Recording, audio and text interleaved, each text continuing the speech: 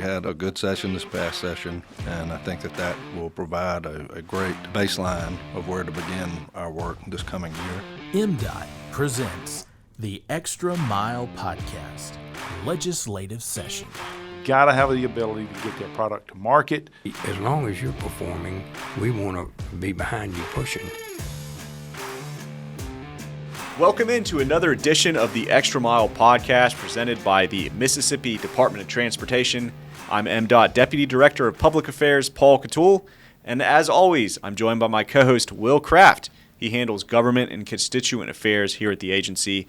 And before we get started, the session moves very quickly, so we do want to note this episode is being recorded on Monday, February 21st. And today we're very excited to welcome a first-time guest to the show, and that is Commissioner Sean Tindell, Commissioner of the Mississippi Department of Public Safety. A little bit of information on the commissioner. He was appointed by Governor Tate Reeves to lead DPS in May of 2020. Interesting times. And he also previously served as a state senator down there on the coast. Commissioner Tindell, thank you so much for coming in and joining us in the MDOT studios today. Great to be here, Paul. Looking forward to it. So we have to address the commissioners oftentimes. So now we're here with the commissioner of the Department of Public Safety. Commissioners all around. So let's first-time guest, like we said. So let's just kind of go back a little bit. Tell us about your career and how you got into public service. All right. Well, I think it sometimes the path you want doesn't always end up being it doesn't end up where you'll actually go. And so I started off running for student council in 1987 in 7th grade at Bayview Junior High, and I lost that race handedly. So gave up politics and focused on baseball in sports through high school and thought I was going to go to college and try to play sports. But they asked me to transfer to a community college at Southern Miss to play baseball, and I decided I was having so much fun there that I would stick around, and found myself involved in student government. So I guess that just kind of got the ball rolling again, and so found a passion for serving and trying to represent folks. And, of course, went on to law school and got out, was an assistant DA for a while and ran for county prosecutor in Harrison County and lost again. So I really found that elections weren't my best arena. But fortunately, Billy Hughes, who was then the Senate District 49 senator, had announced that he was running for lieutenant governor, and I knew there would be an opening in that seat. And I felt like I ran a good race when I did run for county prosecutor and got some support and just dug my heels back in and made another run and won that race and was fortunate enough to spend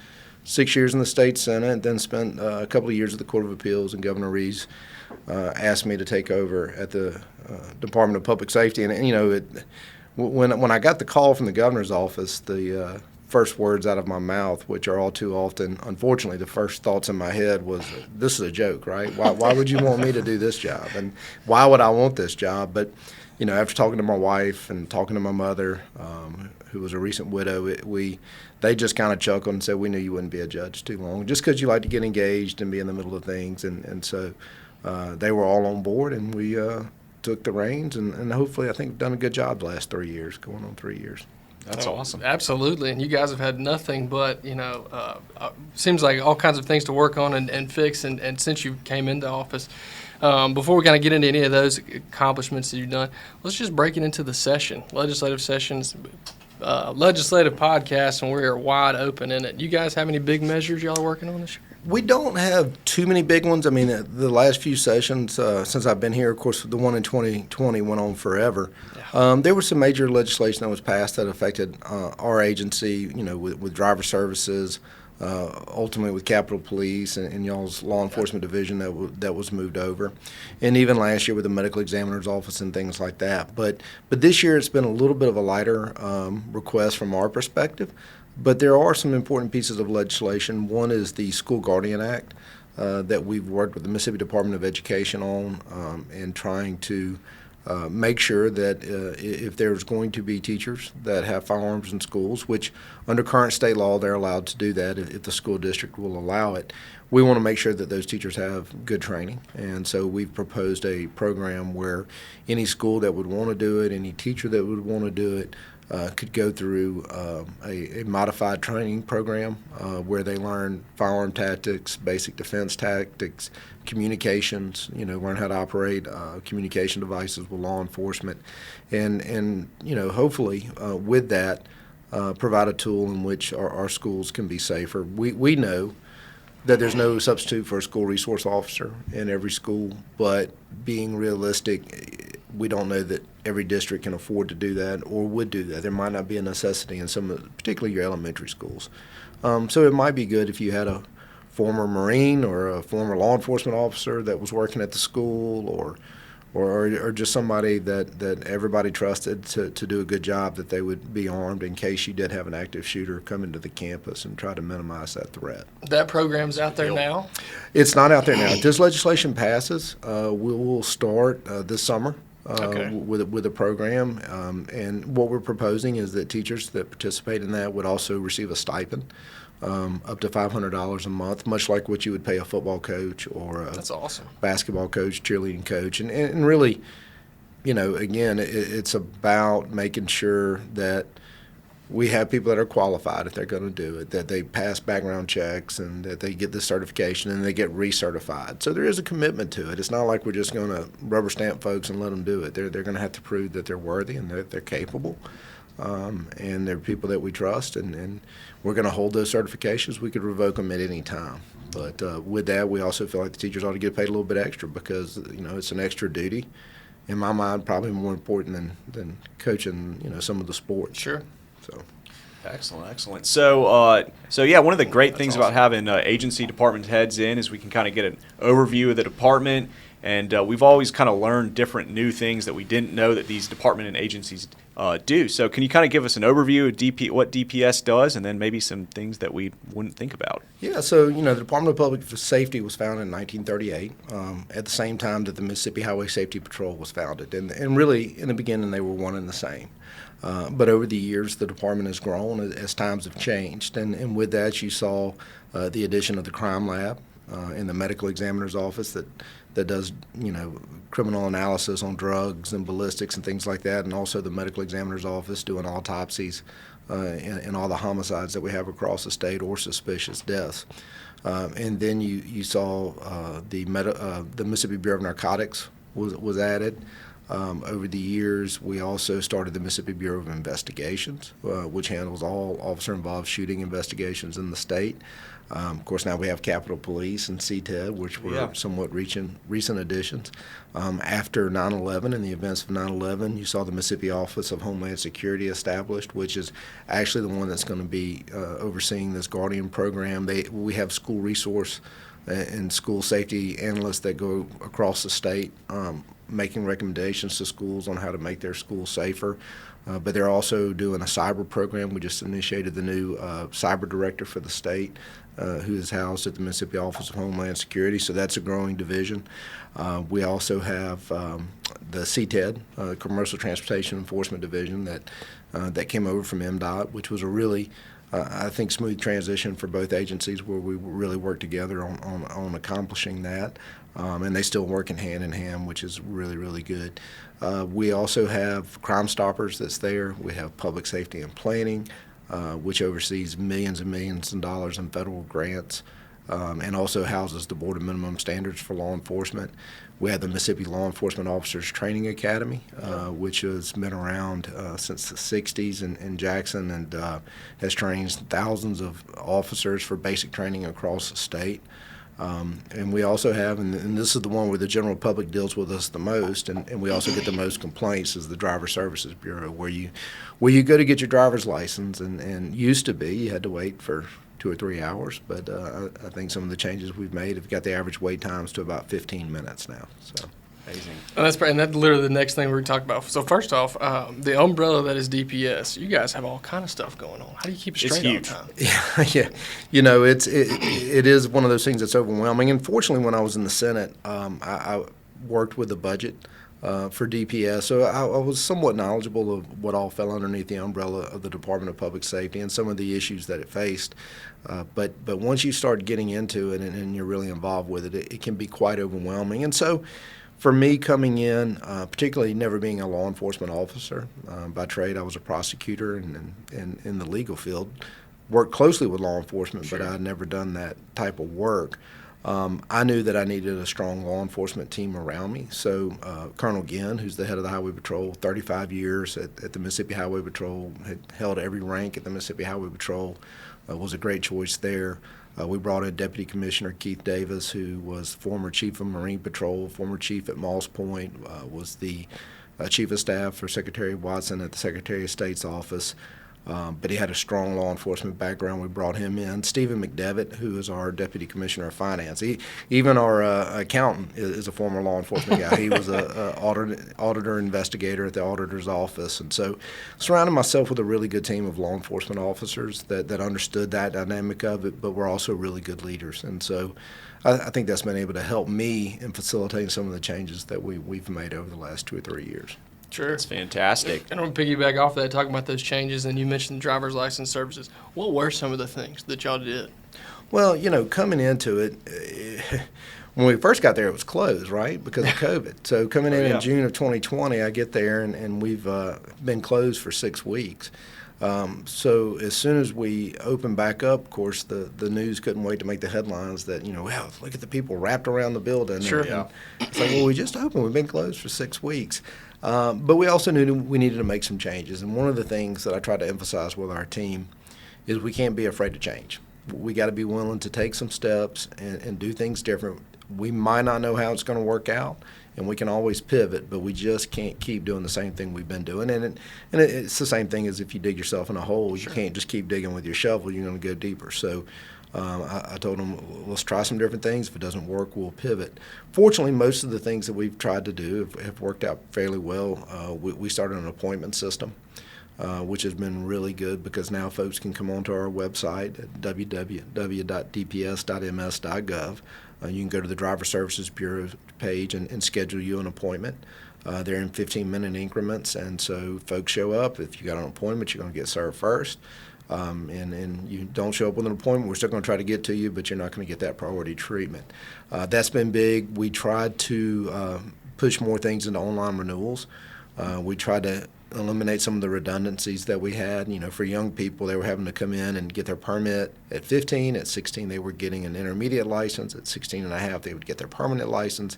At 20, they would have to renew. And at 21, they would come in and get a license showing that they were old enough to have alcohol. So we're making them come in there 5 times in 6 years, and we wonder why we have a backlog. We've tried to eliminate some of those, particularly the intermediate license. All it said was that you couldn't be out after 10. It basically had a curfew on it. We said, well, let's keep the curfew, but not make them get a special license for that. We also try to set it up so that when they get their license, they can get one at 16 that will carry them through to 21. We're working on that so that they don't have to come back in and get that extra license in that 1-year period. And then on firearm permits, we were making folks come in and they were doing their renewals for their firearm permit and having to resubmit fingerprints. And I said, hey, guys, why are we making them resubmit their fingerprints? Have they changed? Last I checked, people's fingerprints don't change. So we went through a process of making sure that they would accept the older fingerprints that had previously been submitted. Turns out the FBI would when they do the background check. And so now folks, instead of having to come in and renew their firearm permit in person, can do it by mail-in. And so that just takes people out of the office, expanding our digital footprint, trying to minimize our physical footprint, and using technology as our friend has been a big advantage. I like That's that great. phrase. Oh, yes. And I'll tell you what, from monitoring social media, MDOT used to get a lot of complaints about driver's license services, obviously not us. I can't remember the last time we've gotten one, so you're obviously doing a really good job.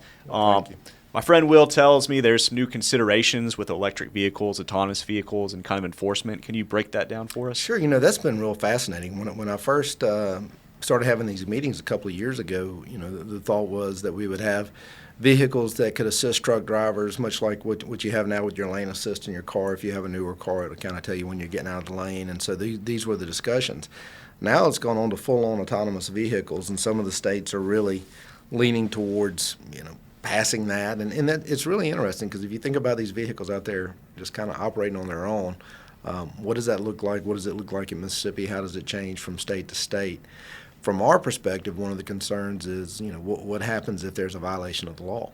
What happens if somebody loads one of these vehicles up with drugs? Who's liable for it? And so we've got to keep a close eye on that, because I can assure you that cartels would take full advantage of having autonomous vehicles if they thought it would be a free pass to transport drugs, particularly like we know in Mississippi along the I-10 and I-20 corridors, where we see a lot of fentanyl deaths just because we're on that corridor between Mexico and the East Coast where a lot of drugs are distributed. So keeping an eye on those things, making sure that we have a voice in law enforcement interaction plans, and also determining who's liable if there is an accident and how these vehicles are authorized. But the technology really is amazing. According to the industry, it's safer. I think that remains to be seen, but it certainly makes sense. I mean, they're not going to get tired. They're not going to weave off the road. They're not going to be texting, and they're going to run the speed limit, and they're going to be primarily, I think, on interstates. I think it's a more interesting conversation when they start getting off the interstate and trying to go through traffic, red lights, unforeseen things that are in the middle of the road. And look, if it's anything like my iPhone or any computer I've ever had, what happens when it freezes? And, I don't think you can reboot it going down the road at 80 miles an hour. I didn't talk about that either. So. Yikes. Well, and that conversation around the drug or the illicit nature of the utilization, is that being seen in other places? Do you know? I mean, I think there's been some conversations about it. It's so new. I think some of these things have not been contemplated. Of course, it depends on what state you go into and who's asking the questions. And so I had a lot of the senators when we went into the committee meeting, and House Chairman Busby, when we talked about it, he was also in the meeting, and hadn't thought about some of these questions as it pertains to law enforcement. And you know how it is. I mean, we all have our lanes, and so sometimes there's things that we think about in our lane that we feel secure with, but then when you look at 2 or 3 lanes over, it's no different than driving down the road, right? You got your lane, you're doing good, and then you got people flying by you in the other lanes causing havoc. You got to think about that. So it's the same thing in agencies. There's things that we might be okay with that y'all would have issues. And same thing when it comes to law enforcement and all these different divisions and considerations we got to make when you're making the sausage, as they say, of putting legislation together. That's exactly right. And that kind of kicks us right into the next one. Again, I don't know if you rehearsed this, but we're flowing just incredibly well here. The agency partnerships, I know you guys have to work with a lot of agencies as well. So not only do you have all your own responsibilities and duties under that giant umbrella, I mean, how much time do you guys spend working with other agencies, too? I mean, a good bit. Obviously I meet with Director White a good bit, as well as General Fitch, as well as the Department of Health. I mean, it really is all intertwined, and particularly with our department, because, while it is a law enforcement-centric agency, there are other things that we do, such as driver's license, commercial driver's license. When you're dealing with the ME's office doing the autopsies, it's not just homicide. There's suspicious deaths, inmates' deaths. So we have to do all the autopsies of any inmate that dies at the Department of Corrections or any jail in the state. So those things keep you very busy, keep you working with other agencies, and I think that's takes up a lot of time. Sure. But hey, it's what we do, right? And it's part of government and working together. One of the things that I've always tried to emphasize is we're on the same team. We'll set aside egos and try to work towards the common good and save money where we can for the taxpayers and give them a good product.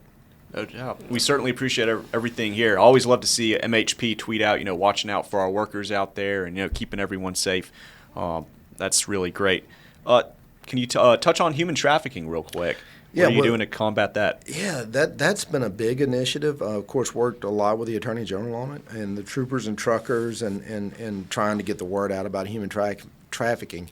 Obviously, you're hearing more and more and more about it. But I think the reality is some of these things have been going on a long time. It's just people didn't know how to recognize it and report it. Yeah. So we're trying to educate folks about, if you see something, say something. If there's something suspicious, particularly at a truck stop where you see maybe young kids that look like they're unattended by a parent, or just anything that sticks out as not being just quite right, it's okay to let law enforcement know and let us do a little bit of a deep dive into exactly what is going on. And it really is sad when you see folks, particularly in my heart, when you see the minors that are abused and neglected, and sometimes you see kids that are sold by their own parents to drug dealers and put into a world of prostitution. And that's just heartbreaking. And so, something that we want to be on the forefront of educating people and also holding those that partake in this travesty of a sin, if not one of the worst sins, to make them accountable. Well, that kind of parlays to my next question again. It's coming off such a serious and unfortunate topic is that the contact info for you guys, but specifically kind of those type of issues too. I mean, I'm sure there's a hotline or maybe something that say something, right? Yeah, and really going to our webpage, there's a lot of different ways that you can contact us, but it does have a contact us link that will go to our emails. We've got so many different divisions, and they all have their own contact, whether it's MHP or MBI or MBN. If it's a narcotics issue, we'll get on it. And look, if you just call the DPS headquarters, we will try to decipher where you need to go and make sure we get you the help you need. So, the best way to get us is going to our webpage and just clicking on the Contact Us link, and somebody will be back in touch with you. Perfect. And as dark and unfortunate again as that topic is, we're going to move into the fun, the main MO here, the question of the hour. As a podcast, as a people, we like to eat. Have you been to any new place, or you got a new favorite maybe? Have a favorite spot? If you're traveling the state, maybe there's a hole in the wall that you only get to go to every once in a while. Or, again, maybe you've had a new restaurant here lately. What you got for us? Well, coming from the coast at the capital, they always called us fish eaters. That was kind of our nicknames if you were a coastie. So I'm always partial to the seafood and seafood industry. When it comes to a favorite or a new favorite, look, up here in Jackson, I always love the staples. It's hard to beat a Shapley's or a Tico's or a Kessler Prime, or if you want to go old school, coming back down to the Mayflower. There you go. It's just hard to beat. Now, for me personally, I grew up in the restaurant business with my family, and if you're ever on the coast, Cajun's fried chicken, red beans and rice buffet, all you can eat for $12. So this is your family? It was my stepdad and my mom and my stepbrother. Now my stepbrother runs the whole thing. He's been doing that for probably 30, 40 years now, and so he's done a good job with it. Cajun fried chicken. That's all. Spicy chicken. That may be the most appropriate shout out we've had the entirety. Yeah. I mean, that's perfect. Hey, you opened the door. And we keep getting people on too that seem like have restaurant experience in their background. Center branding. Yeah. I don't know what that says about us, but again, we like to eat. I was busting tables there when I was 9. I think I was looking at my Social Security report, so it showed up the first year that I had worked there was 1984. That's pretty good at 9 years old. Yeah, I was out there busting tables. I think everybody should have to do that for at least a spell of life. I learned so much about things during that time of my life, but yeah, I concur. Oh yeah, stuff. so this is it's a food podcast. Hidden as a transportation podcast. That's so right. love the information there. Commissioner Tindell, thank you so much for joining us. Love doing this podcast. Always learn so much from our guests. So thank you for joining us. Glad to be here. All right, let's just wrap things up. Thank you so much to our listeners for tuning in to the Extra Mile podcast. Remember, you can watch and listen to episodes by visiting gomdot.com/the extra mile. Remember to follow us on social media at Mississippi DOT on Facebook, Twitter, Instagram, etc. We want to thank our producer, Katie Hornsby, our editor, Drew Hall. Remember to drive smart out there on Mississippi highways.